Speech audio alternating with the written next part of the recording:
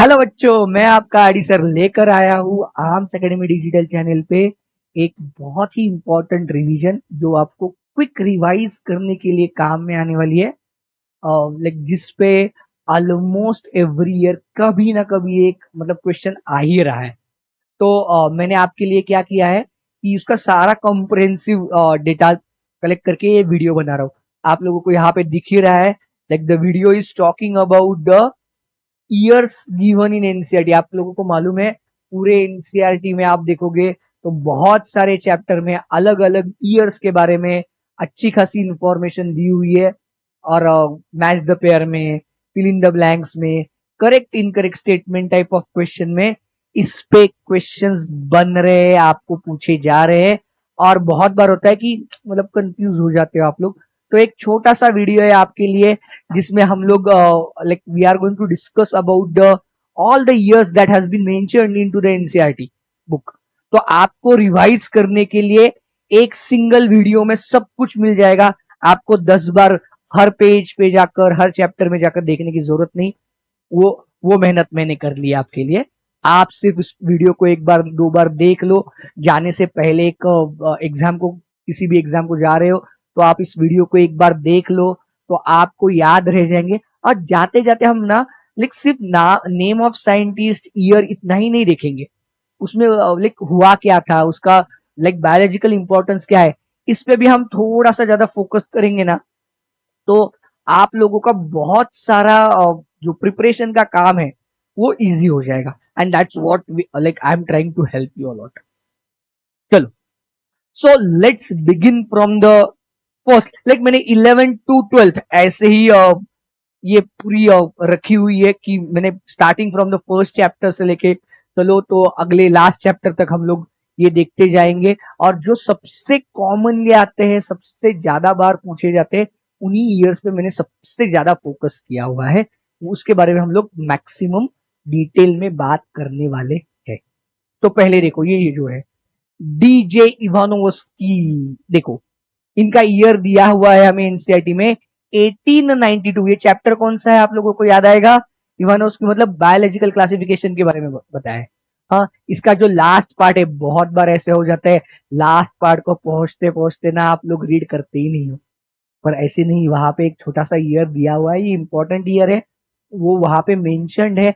आप लोगों को मालूम होना चाहिए, उसके लिए बहुत ही ज्यादा जरूरी है। तो व्हाट ही डिड इन 1892, ये ईयर में हम लोगों को उन्होंने क्या बताया?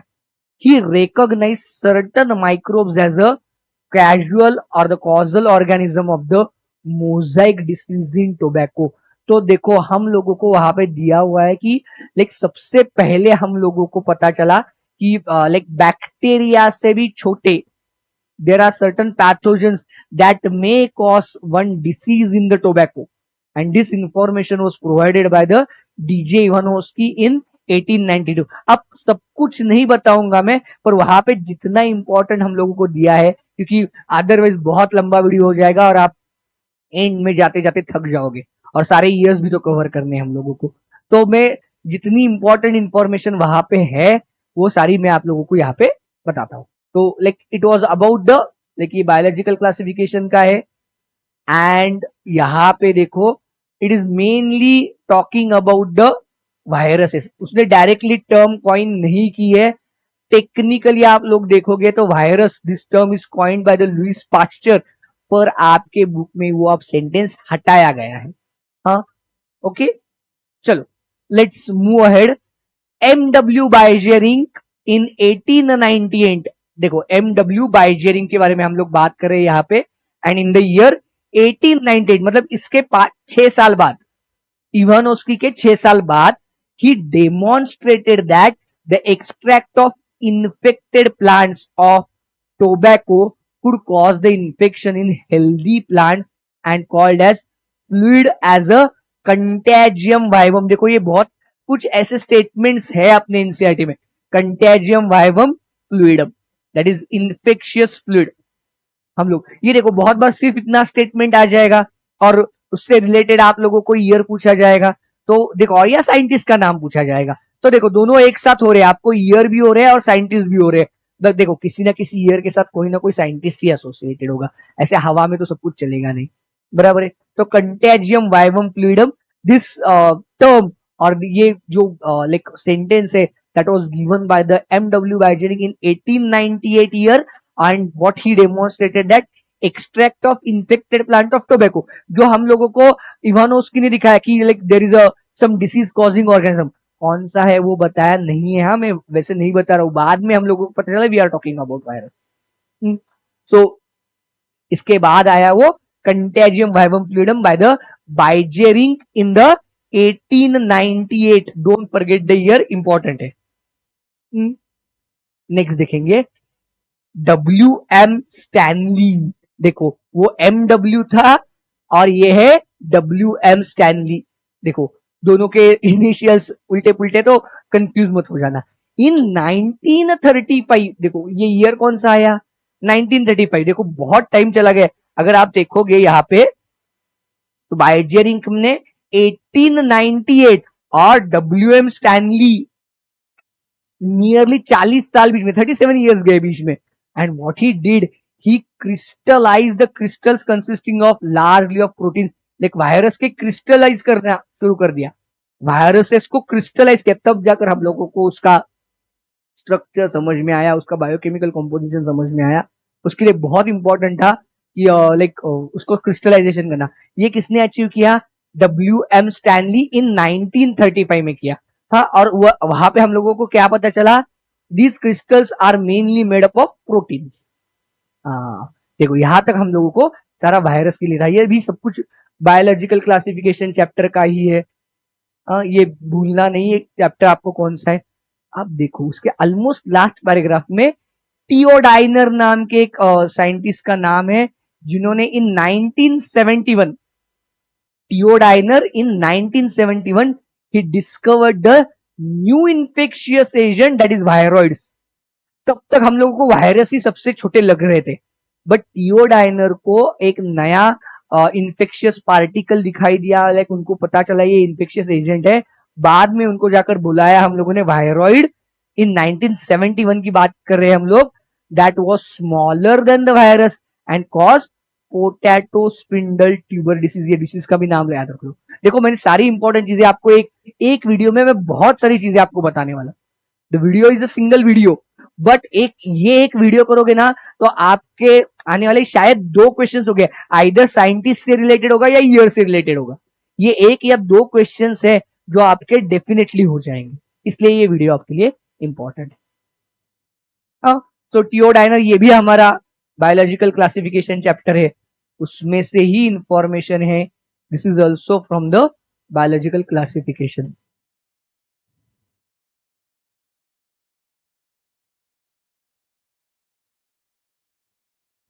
चलो आगे देखते हैं हम लोग।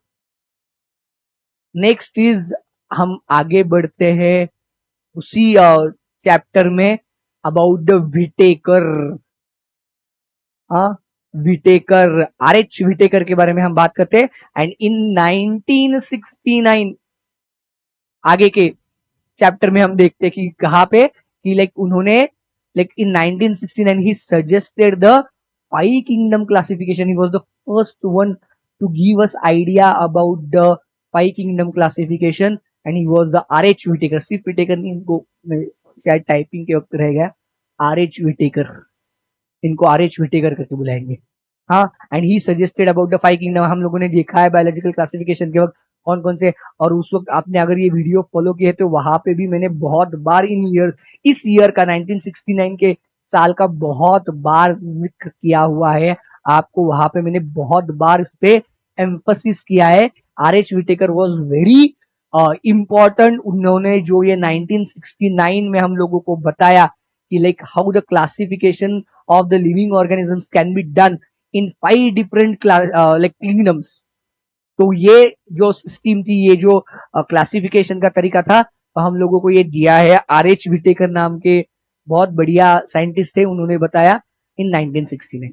अब देखो आप लोगों को लगता है बहुत बार सिर्फ आपको जो चैप्टर में इंफॉर्मेशन दिए उसी पे क्वेश्चंस आएंगे क्या। लास्ट ईयर का दैट इज इसी साल का 2025 का पेपर देखा तो आप लोगों को रियलाइज हुआ है कि चैप्टर से पहले या यूनिट से पहले हम लोगों को जो इन्फॉर्मेशन है उस पर भी क्वेश्चन आता है। तो इसलिए मैंने यहाँ पे क्या किया है, देखो ये कैथरीन इशू नाम के एक साइंटिस्ट थी, फीमेल साइंटिस्ट है, बहुत बढ़िया और बहुत लाजवाब उन्होंने काम किया था। She studied the anatomy of seed plants and this everything was published in 1960। ये आप लोगों के नेक्स्ट यूनिट के बिगिनिंग में जो है, हाँ, वहां पे ये दिया हुआ है। नेक्स्ट यूनिट जो है अपना लाइक 11 का सेकेंड यूनिट, उसके बिगिनिंग में आपको कैथरीन इशू के बारे में बताया गया है। हाँ, देखो आगे है हमारा और एक यूनिट है important, that is cell and like cell the unit of life. उसके बिगिनिंग में आपको दिया है ये जीएन रामचंद्रन के बारे में। हाँ, ये जीएन रामचंद्रन बहुत है, ये शायद 2018 17 16 17 थोड़े से पुराने पेपर में इन पे क्वेश्चन आ गया है इनके डिस्कवरी पे। ये पीवाईक्यू में मिलेगा आप लोगों को। In 1954 he published a one important paper in a journal called as Nature. Nature is very prestigious journal है। हाँ, उन्होंने क्या दिखाया, देखो helical structure of collagen protein. 1954 में उन्होंने एक पेपर पब्लिश किया जहां पे हम लोग ना प्रोटीन के स्ट्रक्चर्स के बारे में पढ़ने की कोशिश कर रहे थे। वहां पे उन्होंने कोलेजिन, आपको मालूम है collagen is the most abundant protein in the animal world, तो उसका स्ट्रक्चर कैसे है वो जीएन रामचंद्रन। बाद में जाकर ना उन्होंने एक रूल भी बनाया जिसको हम बुलाते हैं रामचंद्रन प्लॉट। रामचंद्रन प्लॉट करके एक, मतलब एक स्टैटिस्टिकल उन्होंने ग्राफिकल रिप्रेजेंटेशन दिया था जिसके हिसाब से और जिसको यूज करके हम आज भी बहुत सारे प्रोटीन्स का स्ट्रक्चर पता करते हैं। सिर्फ वो पहले मैन्युअली चलता था, अब हमने उसको सॉफ्टवेयर में डेवलप कर दिया है। But this was done by the G N Ramachandran. This information is in the beginning of your entire unit, the cell unit of life. Cell unit of life नाम का जो आपका यूनिट है, उसके पहले जो साइंटिस्ट के बारे में इंफॉर्मेशन दिए, वो साइंटिस्ट का नाम है रामचंद्रन, जीएन रामचंद्रन, और उनका सबसे इंपॉर्टेंट काम था that is the helical structure of collagen protein. In 1954 ये हुआ था, तो ईयर भी इसके साथ याद हो। चलो अब हमें सेल नाम के चैप्टर में क्या दिया है इसके देखेंगे। इन 1838, देखो हम थोड़ा सा पास्ट में जा रहे हैं क्योंकि हम चैप्टर का नाम ही है ना cell the unit of life. हम सेल के डिस्कवरी के बारे में थोड़ी सी बात करें हम लोग, थोड़ा सा ये क्या सिक्वेंशियल ईयर्स नहीं है, हाँ ये चैप्टर के बेसिस पे है और वहां से है। तो ऐसे मत समझो कि पहले 1954 हो गया अब 1838 को कैसे आ गए सर। तो it is not like chronological order में नहीं है ये सारे। हाँ, ये जो हम लोग इंफॉर्मेशन डिस्कस करने वाले, ये ईयर जो देखने वाले वो क्रोनोलॉजिकल ऑर्डर में नहीं है। मैथियस श्लाइडन के बारे में हम बात करते हैं, जर्मन बोटेनिस्ट थे। He examined the large number of plants and observed that all plants are composed of different kinds of cells which form the tissue ultimately। हाँ, तो ये हमारा cell the unit of life नाम का जो chapter है, chapter उसमें से इंफॉर्मेशन है, पहले ही पेज पे है, आप लोगों को दिखाई देगी। इन 1838 मैथियस श्लाइडन और जर्मन बॉटनिस्ट थे, जो ये सारी सबसे पहले बॉटनिस्ट थे, तो but obviously he was supposed to observe many plants। तो उन्होंने डिफरेंट टाइप्स ऑफ प्लांट्स को ऑब्जर्व किया, उनकी उनके लाइक डिटेल स्ट्रक्चर्स पढ़े, सेल्यूलर स्ट्रक्चर पढ़े, तो उनको पता चला कि प्लांट के पास बनते हैं लाइक सेल्स और द डिफरेंट टिश्यूज से बनते हैं। इसी के आगे जाकर देखते हैं, देखो आए थियोडोर शॉन, यहाँ पे सिर्फ शॉन लिखा है हमारे टाइपिस्ट ने, Theodor Schwann, T Schwann, Theodor Schwann in 1839। Immediately मतलब आगे पीछे ही ये दोनों, हाँ like Matthias Schleiden and Theodor Schwann, ये दोनों कैसे आगे पीछे एक दूसरे के। हाँ, he was a German zoologist. अब देखो यहाँ पे आपके पास अगर पुरानी बुक है एनसीईआरटी की तो उसमें ये ब्रिटिश जूलॉजिस्ट दिया हुआ था, बट अब इस 2025 के एडिशन में उन्होंने इसको करेक्ट किया हुआ है। They have corrected it to the German zoologist. Initially it was given as a British zoologist. तो मैं ये क्यों बता रहा हूं, क्योंकि अब अगर क्वेश्चन आया तो आपको इनको जर्मन जूलॉजिस्ट ही कंसीडर करना है। आप आर्ग्यू नहीं कर सकते अब कि हमारे बुक में तो ब्रिटिश जूलॉजिस्ट था। अब उन्होंने ये करेक्शन की हुई है। So it was a German zoologist. He studied the different types of animal cells and reported that cells had a thin outer layer which is today known as plasma membrane. ये थोड़ा सा number नीचे आएगा, हाँ sorry, ये थोड़ा सा arrangement में डिफरेंट हो गया है, कोई दिक्कत नहीं, वो तो टाइपिंग में हो जाता है कभी कभार। It is called as plasma membrane. हाँ, तो प्लाज्मा मेम्ब्रेन के बारे में हम लोगों को किसने बताया? थियोडोर श्वान ने बताया। हाँ, और इन द 1839 अब देखो वहां पे एट द सेम टाइम, मतलब श्वान एंड शेल्डन एंड श्वान दोनों ने अपनी जो डिस्कवरीज ऑब्जर्वेशन थे ऑलमोस्ट सेम टाइम पे, और इसके बाद ही बनी अपनी सेल थ्योरी, दोनों ने एक साथ दी। अब देखो Rudolf Virchow, this is another important scientist in 1855। अगर आपने सेल इस चैप्टर के लेक्चर पहला लेक्चर देखा है तो आपको पता चलेगा ये इंपॉर्टेंट क्यों है। अगर नहीं देखा है तो वापस जाकर देख लो, ये बहुत इंपॉर्टेंट है, लेकिन इसमें बहुत इंपॉर्टेंट चीजें एक्सप्लेन की गई है। तो इन 1855 he was the first to explain that cells divided and new cells are formed from the pre-existing cell, जिसको उन्होंने बोला था ओमनिस सेल्यूलाe सेलुला।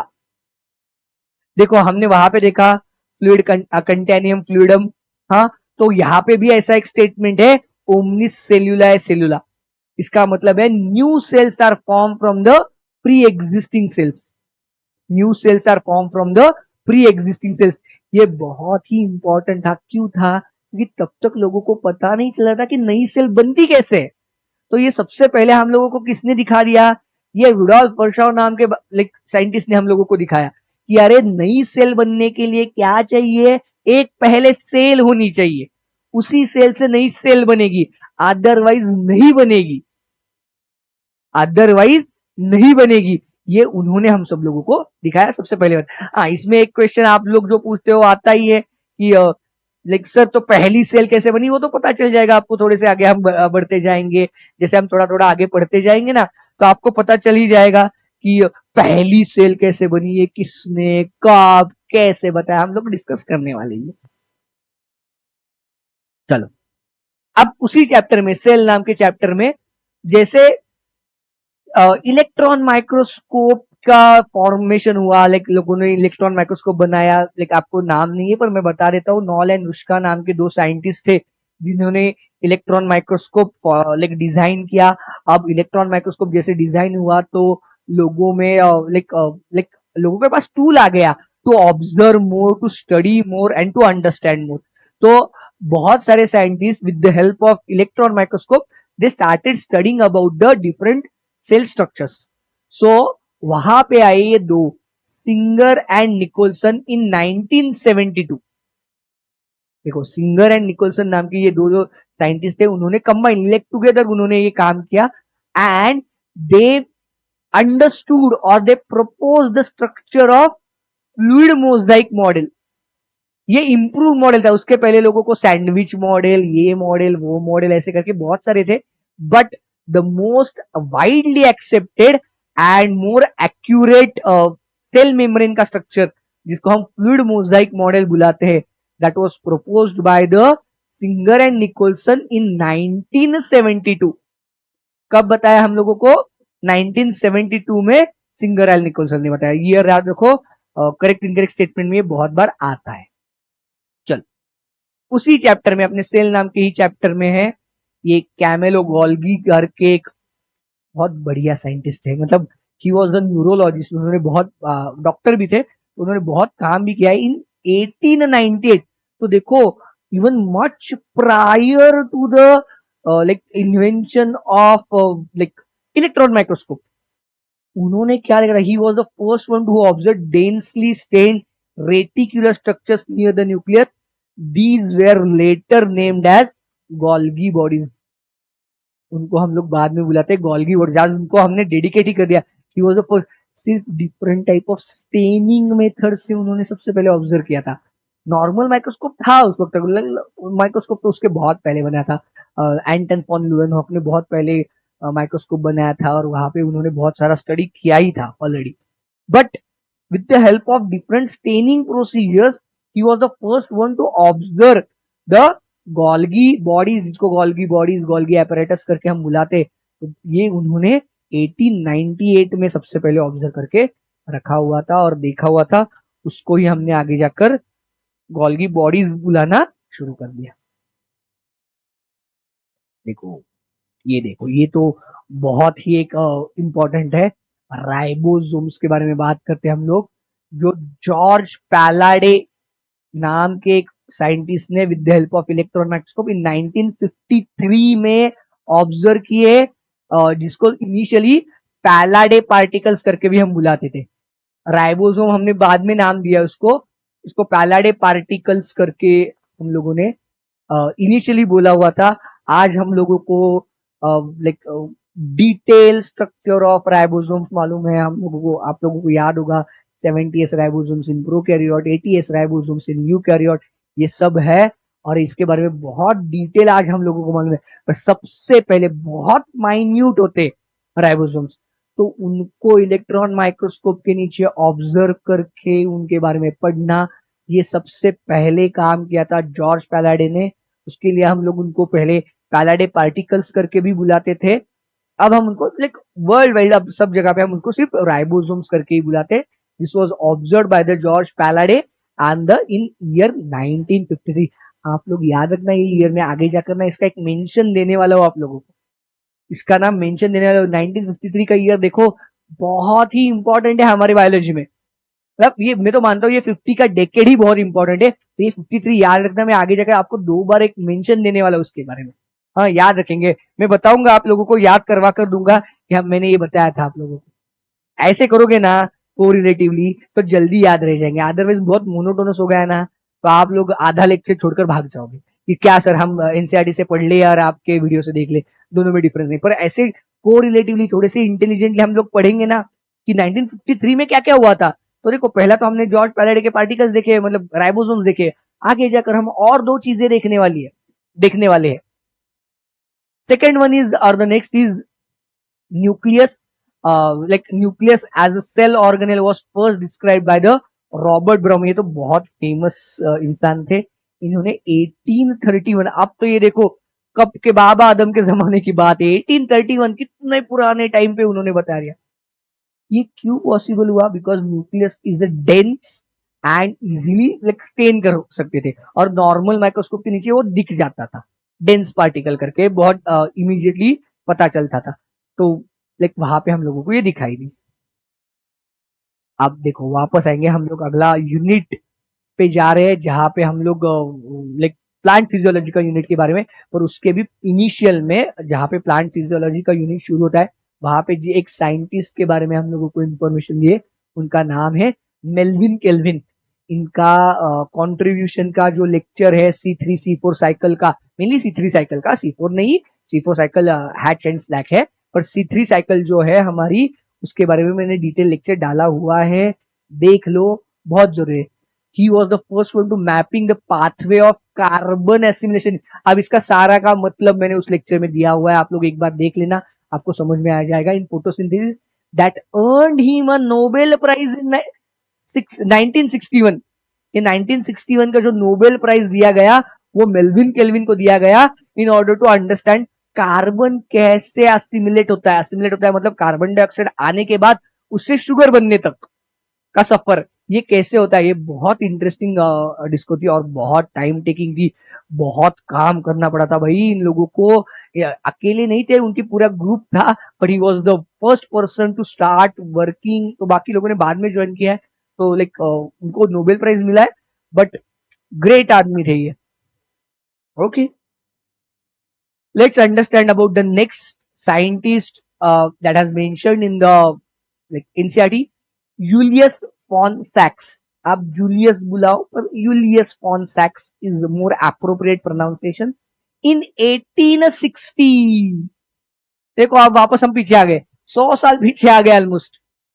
अ प्रोमिनेंट जर्मन बॉटनिस्ट थे, demonstrated for the first time that plants could be grown to maturity in a defined nutrient solution in a complete absence of soil, without soil हम इनको plants को grow कर सकते हैं, सिर्फ nutrients की जरूरत होती है। ये उन्होंने सबसे पहले हम लोगों को डेमोन्स्ट्रेट करके दिया, यहां तक उन्होंने हम लोगों को clearly idea they the.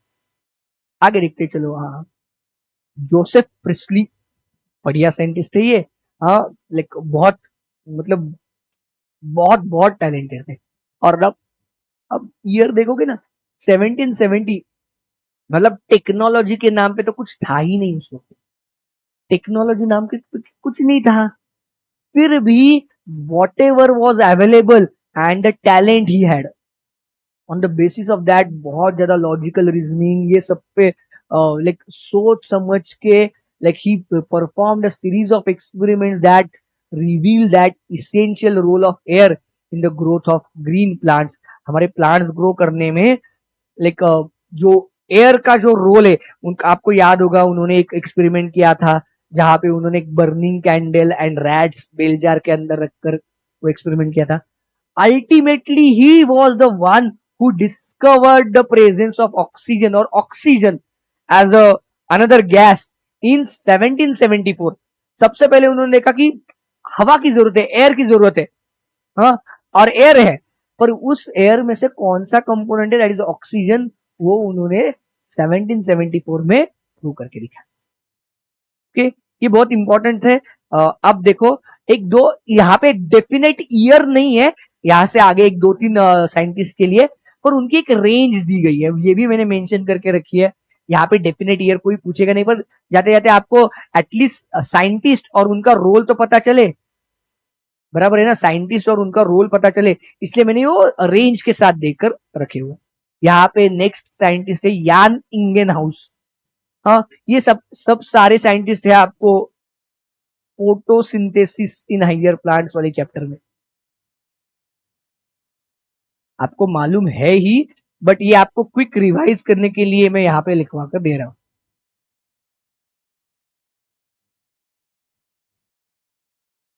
Photosynthesis in higher plants, ये जो हमारा चैप्टर है ना, उसमें दिए हुए हैं ये। Like Jan Ingenhousz, like in that particular, अब यहाँ पे ईयर को इतना इंपॉर्टेंस नहीं है। In presence of light aquatic plants release some gas and only green parts of the plants release the oxygen. मतलब वो गैस होता है, ये लाइक एक्वाटिक प्लांट के साथ उन्होंने लाइक प्रूव करके दिखाया, उनको ये लाइट से बम्बार्ड किया, तो जब लाइट ग्रीन पार्ट पे पड़ रही थी तो वहां पे बबल्स निकलने लगे, तो ये एक्सपेरिमेंट उन्होंने करवा कर दिखाया था। देखो नेक्स्ट इज कॉर्नेलियस वैन नील। ये देखो यहाँ पे भी एक डेफिनेट ईयर नहीं है, ये उनका like birth to death year दिया हुआ है, 1897 टू 1985। इस पीरियड में उन्होंने ये काम करके दिया था। देखो, he studied the photosynthesis in green and purple sulphur bacteria. उन्होंने क्या किया, ये फोटोसिंथेसिस जो है वो green and purple sulphur bacteria में भी स्टडी की, and what he found that oxygen evolve by the plants come from the water and not from the carbon dioxide. हाँ, जो हम लोगों को प्रिस्टली ने जो ऑक्सीजन ऑलरेडी डिस्कवर करके रखा था, हाँ, वे वापस दिया है मैंने, क्योंकि लाइक यहाँ पे ऑक्सीजन का मेंशन है ना, इसलिए वापस मैंने यहाँ पे देकर रखा है कि oxygen which was discovered in the 1774। अब वहां पे ये कॉर्नेलियस वैन नील को क्या पता चला कि जो ऑक्सीजन निकल कर आ रहा है प्लांट्स के फोटोसिंथेसिस के प्रोसेस में, that comes from the water. कैसे किया था, लाइक इसमें हम डिटेल में नहीं जाएंगे अभी फिलहाल के लिए, जरूरी नहीं, रेडियो आइसोटोप यूज किए थे, बट फिलहाल इतना जरूरी नहीं है। नेक्स्ट है अपने टी डब्ल्यू इंगलमन। टी डब्ल्यू इंगलमन नाम के साइंटिस्ट है, इनका भी डेफिनेट ईयर नहीं है, 1843 to 1909। what he did was very intelligent experiment with the green alga Cladophora. ये आपको बहुत बार पूछा जाता है, क्लैडोफोरा नाम के लाइक अलगी के साथ उन्होंने एक्सपेरिमेंट किया था, and what he found that rate of photosynthesis was high when the blue or red light was supplied to the plants, like algae को, मेनली प्लांट्स को या अलगी को। तो अल्टीमेटली पता चला कि rate of photosynthesis is maximum और it is more during the exposure of plant to the green और ब्लू और the red light, not green, sorry, blue और द रेड लाइट, वहां पे ही उसकी ज्यादा होती है photosynthesis, otherwise rate of photosynthesis drops considerably, otherwise rate of photosynthesis drops. अगर आपको आपने ब्लू और रेड लाइट नहीं दी और वो इनफ नहीं है तो रेट ऑफ फोटोसिंथेसिस कम हो जाता है। चलो आगे देखते हैं। when several factors affect or the biochemical process, Blackman's which was given in the 1905, ये देखो आपकी लिमिटिंग फैक्टर्स वाली जो है ना, like end of the chapter में है, देखो factors limiting rate of photosynthesis, वहां पे हम लोगों ने बात किया ब्लैकमन्स लिमिट करके एक आता है which is called as law of limited factors come into the effect. क्या है, मैंने ऑलरेडी एक फैक्टर्स अफेक्टिंग फोटोसिंथेसिस का एक वीडियो डाला हुआ है, वहां पे हमने इस ब्लैकमन्स इफेक्ट के बारे में डिटेल में बात की हुई है। अब देखो यहाँ तक जितने ईयर्स थे, like almost every year was from the 11th। हाँ, अब इसके बाद ईटीएस है या पीजीडी है, उसमें से लाइक इतने इंपॉर्टेंट नहीं है, तो मैंने क्या कर लिया है डायरेक्टली जो सबसे इंपॉर्टेंट आपको आते, जिसपे बहुत कॉमन क्वेश्चंस पूछे गए, वो ईयर्स पे मैंने यहाँ पे आया, लाइक डायरेक्टली हम 12th के रिप्रोडक्टिव हेल्थ नाम के चैप्टर पे आए। हाँ, ये 12th का जो रिप्रोडक्टिव हेल्थ नाम का चैप्टर है ना, डायरेक्टली हम यहाँ पे देखते हैं। बीच में इतने इंपॉर्टेंट ईयर्स नहीं, कुछ रेंजेस है बीच में, नहीं ऐसे में नहीं बोलता, बट रेंजेस पे इतना ज्यादा क्वेश्चन नहीं आता, और वहां पे लाइक किसी साइंटिस्ट के बारे में भी बहुत ज्यादा नहीं है। हाँ, तो मैंने यहाँ पे क्या किया है, directly I have come to the like एक इंपॉर्टेंट ईयर है जो हमारे रिप्रोडक्टिव हेल्थ नाम के चैप्टर है, मैं जिसको एब्रीवेट करता हूँ बहुत बार आरएच करके, रिप्रोडक्टिव हेल्थ करके चैप्टर है ना अपना, उस पे आया हूँ। देखो, family planning programme that were initiated in the 1951, ये बहुत इंपॉर्टेंट है अपने लिए। लाइक फैमिली प्लानिंग प्रोग्राम के बारे में यहाँ पे हम लोग बात कर रहे हैं। तो यहाँ पे सबसे पहले इनिशिएट किया गया 1951 में। देखो, आप लोगों को याद होगा या आप लोगों को कोरिलेट कर पाओगे, हम लोगों को मतलब इंडिपेंडेंस मिला था जस्ट 4 साल पहले 1947 को, और इमीडिएटली हम लोगों ने फैमिली प्लानिंग प्रोग्राम इनिशिएट किया, क्योंकि India's population was somewhere around 330 million, 33 crore थे हम लोगों को। इट वाज ओवरबर्डन, बहुत ज्यादा पॉपुलेशन था, और इस पॉपुलेशन को जस्ट हम आजाद हुए थे तो सब कुछ करने के लिए जरूरत था कि कंट्रोल करने के लिए, तो and this was periodically assessed over the past decades.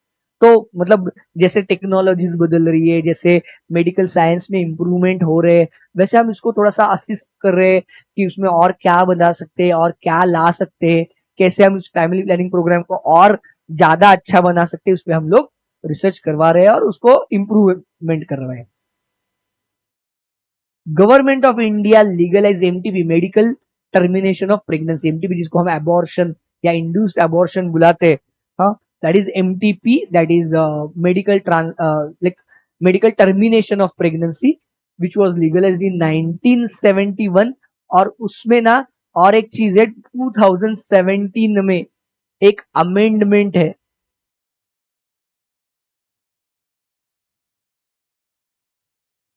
आप थोड़ा सा बाजू में लाइक एनसीईआरटी के साइड में, मतलब जो मेन टेक्स्ट दिया है ना, कंटेंट दिया है, उसके बाजू में एक येलो कलर के स्ट्रिप में इंफॉर्मेशन दी है, वहां पे ये एक ईयर है।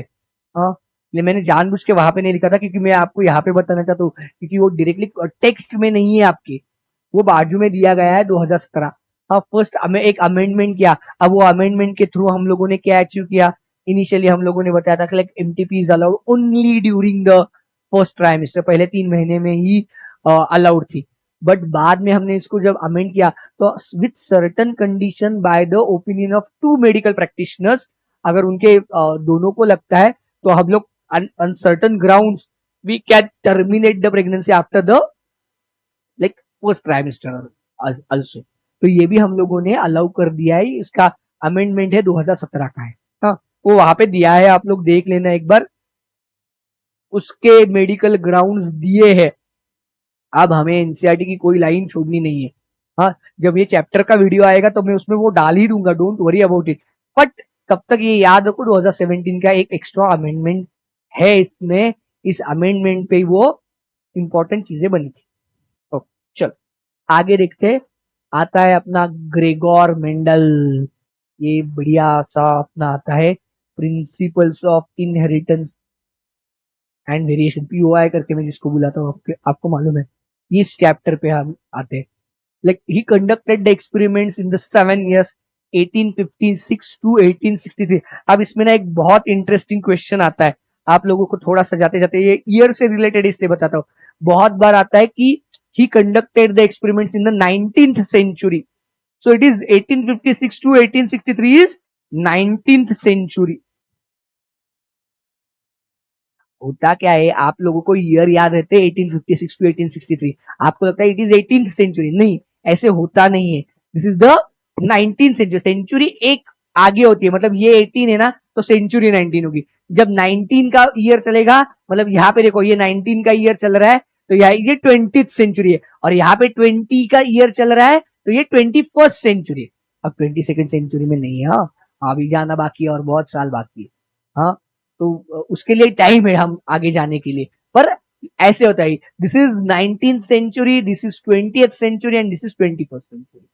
हाँ तो यहाँ पे आता है क्वेश्चन आपको, जहाँ पे होता है कि Mendel carried out experiments in the 19th century, आपको लगता है 1856 टू 1863 है, तो ये गलत है, नहीं इट इज सही है, ये आपको मालूम होना चाहिए। चल उसी में हम लोग आगे देखते हैं। Mendel published his work on inheritance in 1865, but for several reasons it remained unrecognized till 1900। तो उसके बाद जो आए आप लोगों को मालूम है, शेमार्क, हाँ ये साइंटिस्ट आए और उन्होंने यहाँ पे वापस उन सारे रिजल्ट्स को रिपब्लिश करवाया, बराबर है ना। इन्होंने वापस इन सब लाइक रिजल्ट्स को या इन सारी चीजों को, मेंडल के वर्क को रिपब्लिश करवाया इन 1900 के बाद। तब तक देखो 30-35 साल तक उन्होंने किया हुआ काम किसी को पता ही नहीं था, हाँ क्योंकि समझ में ही नहीं आ रहा था। सबसे बड़ा प्रॉब्लम उस वक्त ये था कि लोगों को जीन जेनेटिक्स, मेंडल ने भी जीन्स और जेनेटिक्स के बारे में डायरेक्टली बात नहीं की थी, पर वो उसने जो फैक्टर्स बोला था, इनहेरिटेंस के बारे में बात की थी, वो लोगों को डायरेक्टली समझ में नहीं आती थी। तो आगे जाते जाते जैसे पता चलता गया, वैसे इनको समझ में आया हाँ ऐसे तो कुछ है, तो उसके बारे में वो बाद में बात हुई। उसके बाद ये देखो डाउन सिंड्रोम के बारे में हम बात करते हैं, एंड ऑफ द चैप्टर में है। लैंगडन डाउन नाम के जो एक साइंटिस्ट थे, उन्होंने 1866 में सबसे पहले आइडेंटिफाई किया कि डाउन सिंड्रोम, उसके कैरेक्टरिस्टिक्स, उसका लाइक रीजन जो क्या होता है, क्या क्या होते हैं, इसके बारे में। तो आज हम like in order to honour the the efforts done by the Langdon Down, हम उस सिंड्रोम को डाउन सिंड्रोम ही बुलाते हैं। अब हम लोगों को बहुत डिटेल मालूम है कि कौन से क्रोमोसोम में क्या एबरेशन आता है, क्या प्रॉब्लम्स आते हैं, तो डाउन सिंड्रोम होता है और उसके सिम्टम्स क्या है, सब कुछ हम लोगों को मालूम पड़ चुका है। देखो यहाँ पे in 1900 three scientist de Vries, Correns and the von Tschermak. हाँ मैंने बताया था अभी भी, वहां पे जगह जितनी थी तो मैंने पहले डाउन सिंड्रोम डाल दिया है। तो देखो ये तीन साइंटिस्ट थे, कौन कौन थे, दी वेरीज, यूगो द वेरीज वाला दी वेरीज, कॉरेंस एंड द शेमार्क, ये तीनों ने क्या कर लिया, independently rediscovered the Mendel's result on the inheritance of character. जो हम बात कर रहे थे ना कि बाद में ये तीन साइंटिस्ट आए और इन्होंने इंडिपेंडेंटली किया, बट उन्होंने उसको दुनिया को बताया कि यार ये ऐसा काम हुआ है, जिसकी वजह से हम थोड़ा सा जेनेटिक्स के बारे में समझ सकते हैं, आगे जाके हमारी अंडरस्टैंडिंग बढ़ सकती है जेनेटिक्स के बारे में। This was everything was like proposed or actually like published by these three scientists, Hugo de Veris, Correns and the Shemark. In 1902, the chromosome movement during the meiosis had been discovered by the Walter Sutton and Theodore Boveri। देखो इन 1902 में इन दोनों ने पहले देखा कि meiosis के वक्त chromosomes कैसे बिहेव करते हैं, how do they move, like how do they segregate.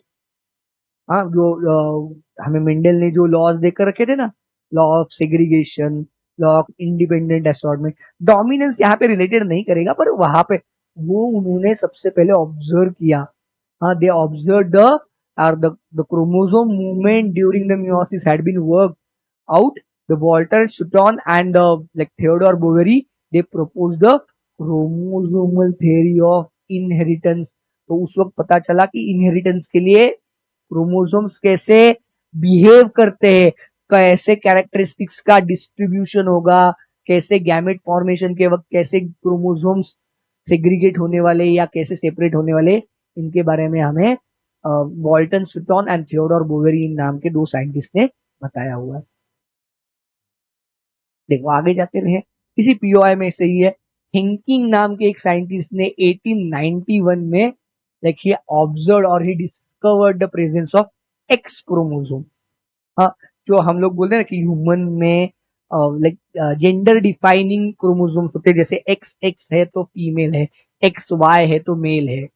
हाँ, तो ऐसे जो क्रोमोसोम्स है तो उनके बारे में सबसे पहले एक्स क्रोमोसोम के बारे में हम लोगों को बताया था हेनकिंग नाम के साइंटिस्ट ने। आगे जाकर देखते हैं थोड़ा सा।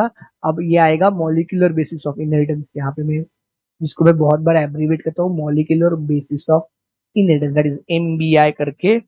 अब उसको मैं एब्रीवेट करता हूँ। DNA as an acidic substance present in the nucleus was first identified by the Friedrich Miescher और द माइशर, फ्रेडरिक माइशर इन 1869। देखो ये ईयर देखो क्लोज ईयर से 1855, 1869, 1891, हाँ ये या 18 लाइक 39, 38, ये सारे क्लोज ईयर से। तो बहुत बार आप लोगों की लाइक गफलत हो सकती है, यहाँ का वहां चला जाता है, ऐसे होता है, मैं ना नहीं बोलता, बट आप, मैं वही बोल रहा हूँ कि ये वीडियो एक दो बार देख लोगे ना, या जाने से पहले एग्जाम को एक बार भी देख लोगे ना, तब भी आप लोगों को कंफ्यूजन कम हो जाएगा।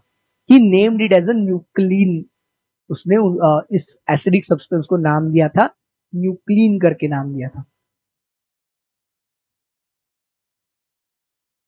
इन 1928 अब हम देखो आगे बढ़ रहे हैं कि फ्रेडरिक ग्रिफिथ ने series of experiments with the Streptococcus pneumoniae, ये थोड़ा सा इटैलिक्स करना चाहिए था, रहेगा, मैं हाईलाइट कर अंडरलाइन कर रहा हूँ, टाइपिंग एरर हो गई हो, उसको इटैलिक से था, साइंटिफिक नेम है तो हम लोगों को रूल्स फॉलो करने ही है। कि propose the transforming principle in bacteria with the help of rat और माइस, माइस के माइस एंड द स्ट्रेप्टोकोकस न्यूमोनी की दो स्ट्रेन यूज की थी उसने, S strain and the R strain. हाँ, आपने, मैंने एक मॉलिक्यूलर बेसिस ऑफ इनहेरिटेंस का एक वन शॉट डाला है जहां पे मैंने ये पूरा एक्सपेरिमेंट आप लोगों को समझाया हुआ है। Then unequivocal proof that the DNA is a genetic material came from the experiments of Alfred Hershey and Martha Chase। ये दोनों देखो बहुत ही इंपॉर्टेंट और बहुत ही इंपॉर्टेंट दो साइंटिस्ट है। देखो अब वापस आ रहे हैं हम 1952, मैंने वहां पे 1953 के बारे में बताया था हम लोगों को, हमने बात की थी ना 1953 के बारे में। हाँ, तो वहां पे देखो वापस में आने वाला उसके, उसको कोरिलेट करने वाला हूँ। हाँ, देखो ये 52 में हम लोग को पता है DNA is a genetic material. Unequivocal मतलब क्या है कि इसके बाद कोई बात ही नहीं करेगा, इस पे कोई आर्ग्यूमेंट नहीं होगी।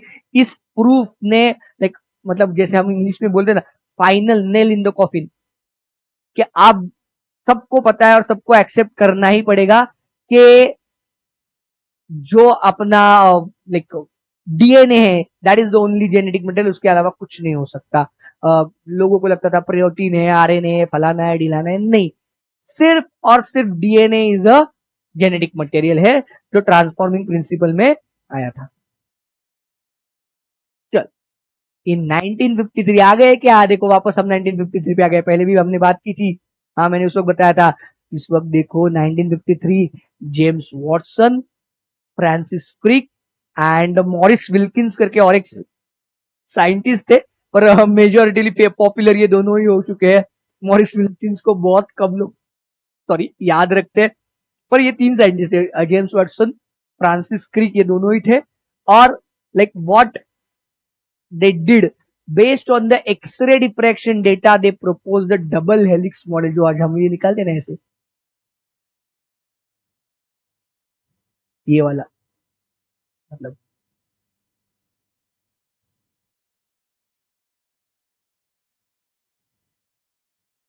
अभी नॉट टू द स्केल है, हाँ, अदरवाइज बोल रहे हैं तो दो तीन ही दिख रही है आपकी। और ये जो डबल हेलिक्स मॉडल जो है, that was proposed by the James Watson, Francis Crick and Maurice Wilkins in 1953। देखो बहुत इंपॉर्टेंट साल है। हाँ, बहुत ही इंपॉर्टेंट साल है 1953, मैंने पहले भी बोला आप लोगों को। हाँ, इन 1958 देखो उसके आजू बाजू देखो कितनी चीजें होने लगी। पैलाडिक, हमने राइबोसोम के वक्त देखे ना पैलाडे पार्टिकल्स के वक्त भी 1953 को, तो वैसे ही लाइक 1953 में हमें डीएनए का स्ट्रक्चर भी पता चला। Matthew Meselson and Franklin stall नाम के जो दो साइंटिस्ट थे, एक बार डीएनए का स्ट्रक्चर पता चला तो उसका रेप्लिकेशन या डुप्लीकेशन कैसे होता है उसके पीछे दुनिया पड़ गई। तो ये मेसेल्सन एंड स्टाल नाम के दो बंदों को इन 1958 में ये लाइक विथ एक्सपेरिमेंटल एविडेंसेस पता चला that DNA replication is semi conservative in prokaryotes. Semi conservative, एक नया स्टैंड एक पुराना स्टैंड। अभी इतना ही बता देता हूँ, मैंने ये मॉलिक्यूलर बेसिस ऑफ इनहेरिटेंस का एक शॉर्ट वीडियो डाला हुआ है, उस पे आप लोगों को ये मिल जाएगा। In 1958 at the same time Taylor नाम के एक साइंटिस्ट है एंड लाइक उसके colleagues, they worked on the Vicia faba नाम के लाइक फैबा बीन्स बुलाते हैं जिन पे काम किया and they prove that DNA replication in the eukaryote also occurs और it happens in the semi conservative way. Same ही होता है ऐसे उन्होंने कहा। A very ambitious project of sequencing human genome was launched in the year 1990। Human genome project, ये आपको बहुत बार करेक्ट इनकरेक्ट स्टेटमेंट में आता है ये ईयर, इसलिए बहुत इंपॉर्टेंट है। 1990 ह्यूमन जीनोम प्रोजेक्ट एचजीपी करके, जिसको हम एब्रीवेट करते हैं बहुत बार, आपको दिखाई देगा ऐसे एचजीपी करके। दैट एचजीपी और human genome project that like started in the 1990। अब देखो हम इवोल्यूशन में चले जाते हैं, थोड़ा सा आगे पीछे है पर ठीक है। fossils were discovered in the Java in 1891 that revealed the stage that is Homo erectus के बारे में हम लोगों को पता चला 1891 में। अब देखो वापस 1953 तीसरी बार आया, पैलाडे के लिए आया, डीएनए के स्ट्रक्चर के लिए आया, और ये देखो एसएल मिलर और एक उनके साइंटिस्ट थे उनके साथी थे, मिलर एंड उरे करके, UREY, अमेरिकन साइंटिस्ट थे and they were the first to prove the theory of chemical evolution. ये थ्योरी ऑफ केमिकल इवोल्यूशन दी किसने थी? ओपरेन एंड हाल्डेन ने दी थी। बट इसको लाइक एक्सपेरिमेंटल प्रूफ किसने दिया? 1953 में मिलर एंड उरे नाम के साइंटिस्ट ने दिया, कि बताया कि लाइक जो रुडोल्फ वर्शा को क्वेश्चन पूछा था कि पहली सेल कैसे आई, उसका जवाब है, उसका प्रैक्टिकल और एक्सपेरिमेंटल प्रूफ है हम लोगों को दिया हुआ Miller and Urey, S L Miller करके साइंटिस्ट है, लाइक पर उनके साथी भी थे उरे करके। AIDS was first reported in 1981। देखो हम ह्यूमन हेल्थ एंड डिसीज नाम के चैप्टर में ये देखते हैं, ये एक ईयर है, AIDS this acquired immunodeficiency syndrome which is caused by the human immunodeficiency virus is was reported in 1981। उसके बाद देखो आपको लाइक माइक्रोब्स नाम का जो चैप्टर है, उस चैप्टर में आपको ये दिया गया है, देखो फ्लेमिंग, चेन एंड फ्लोरे, तीन साइंटिस्ट थे, were awarded the Nobel prize in 1945। देखो एग्जैक्ट दो नोबेल के बारे में हम लोगों को बताया गया और नोबेल प्राइजेस के बारे में उनके ईयर के साथ। हाँ, Melvin Calvin 1961 and Fleming, Chain and Florey, इन तीनों को नोबेल प्राइज दिया गया था in 1945 for the discovery of antibiotics. For the discovery of antibiotics उनको नोबेल प्राइज दिया गया। कौन सा एंटीबायोटिक था? पेनिसिलिन। इस पेनिसिलिन नाम के एंटीबायोटिक के लिए इन तीन लोगों को, मेनली उनमें फ्लेमिंग था, बट उसके ऊपर थोड़ा सा एक्स्ट्रा काम बाद में जाकर लाइक चेन एंड फ्लोरे इन दोनों साइंटिस्ट ने भी किया था। तो अल्टीमेटली तीन लोगों को नोबेल प्राइज दिया गया। ओके,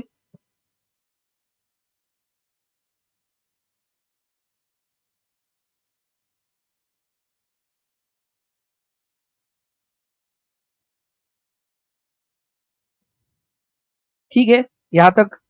अब बहुत ज्यादा बच्चा नहीं है, ज्यादा ईयर्स नहीं है अब यहाँ पे।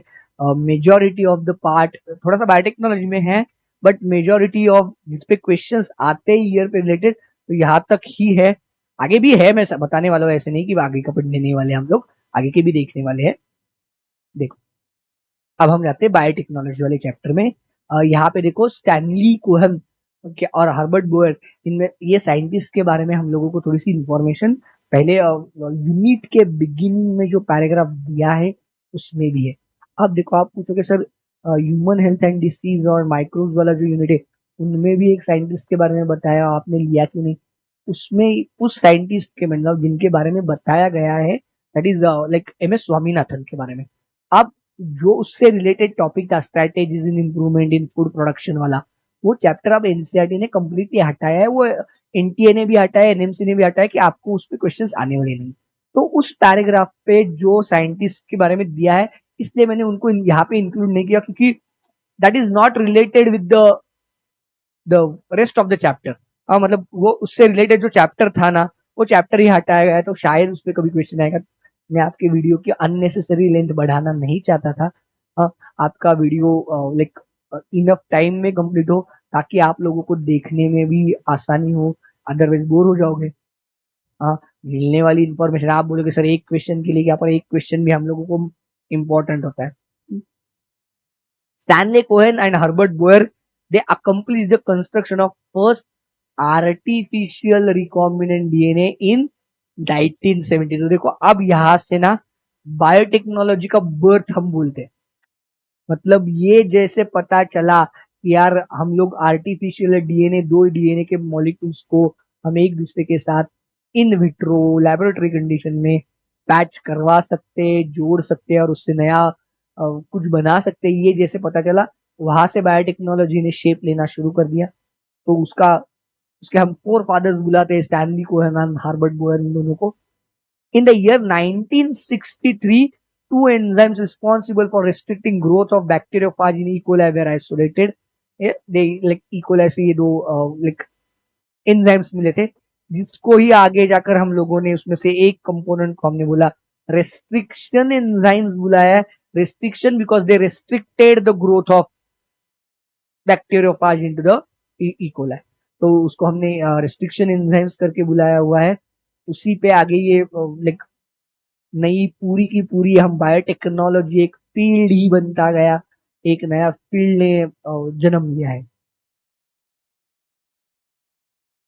The first clinical gene therapy was given in 1990 to a 4-year old girl with like ADAD बुलाते हैं, एडिनोसिन डीअमीनेज नाम की एंजाइम की डेफिशिएंसी थी। इस एंजाइम की डेफिशिएंसी को हमने देखो, ये जीन थेरेपी मतलब there are certain birth effect defects which can not be cured, ऐसे लगता था। हाँ, तो 1990 में हम लोगों ने एक थेरेपी डेवलप की जिसको हम जीन थेरेपी बुलाते हैं।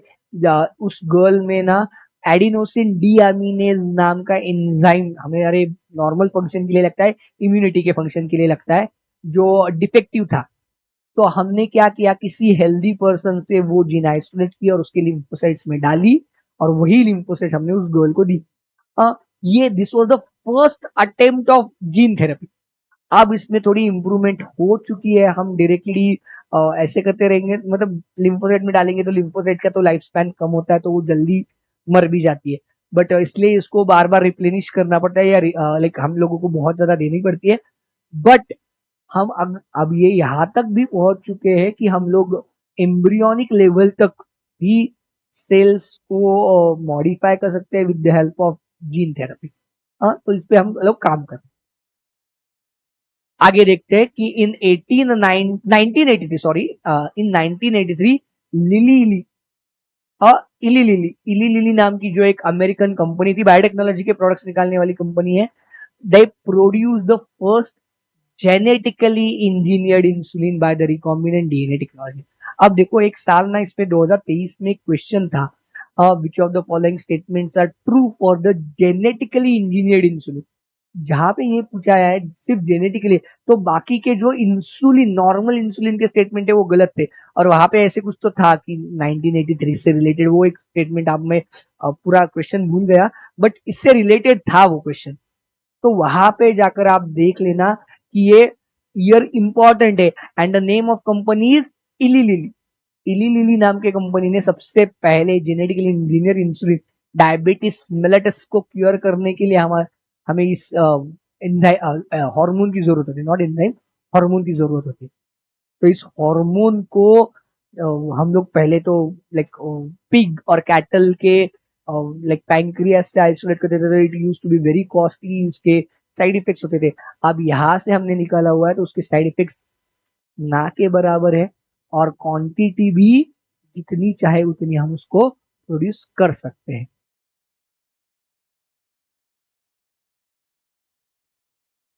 In 1997, the first transgenic cow, that is Rosie, that was produced. Transgenic with the help of biotechnology हम लोगों ने एक ये लाइक काउ बनाई जिसको हम लोगों ने नाम दिया है रोजी। What was special about the Rosie?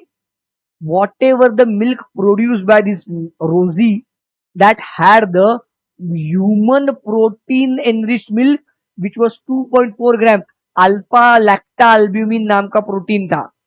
Human protein enrich, that is alpha lactalbumin का एक प्रोटीन था। कितना ज्यादा था? 2.4 ग्राम्स पर लीटर एक्स्ट्रा था। हाँ, अल्फा लैक्टा अल्ब्यूमिन नाम का ये प्रोटीन जो है which is important for the development of infants, उनके लिए बहुत ज्यादा जरूरी होता है।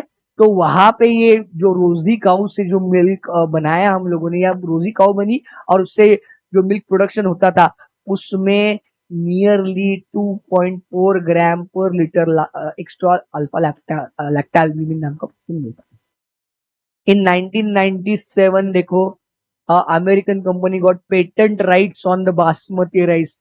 ये एक एक्चुअली लाइक कंट्रोवर्शियल स्टोरी है कि अमेरिकन कंपनी ने बासमती की वैरायटीज का पेटेंट बनाया, तो पूरी दुनिया को ऐसा होता कि किसी को भी बासमती, इंडिया में ही देखो हमारे पास बासमती की इतनी सारी वैरायटीज है, तो वो प्रोड्यूस करने के लिए हमें वहीं से सीड लेने पड़ते और बहुत दिक्कत हो जाती। तो उसके खिलाफ हम लोगों ने केस लड़ी।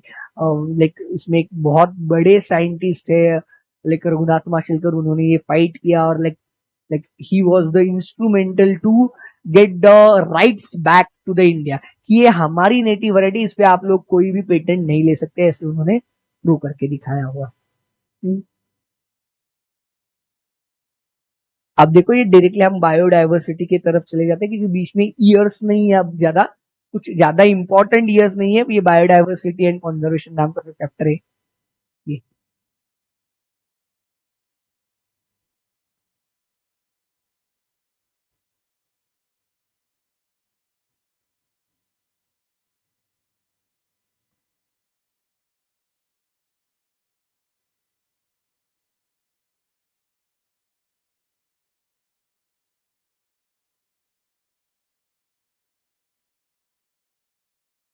इस चैप्टर पे the historic convention on biological diversity, the earth summit held at the Rio de Janeiro in Brazil